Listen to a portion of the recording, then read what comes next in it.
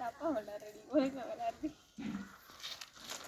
எப்ப நான் தப்பவே விளையாடலாம் அதுக்காட்டி அழைச்சிட்டாவா அவன் ஒழுங்கா விளையாடுறீ நானு நானு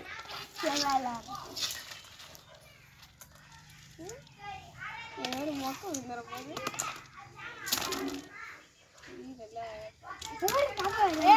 இதெல்லாம் நியாயம் இல்லை தீபிகா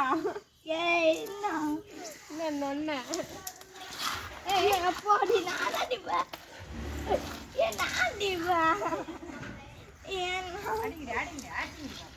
நான் எனக்கு அடிச்சுதான்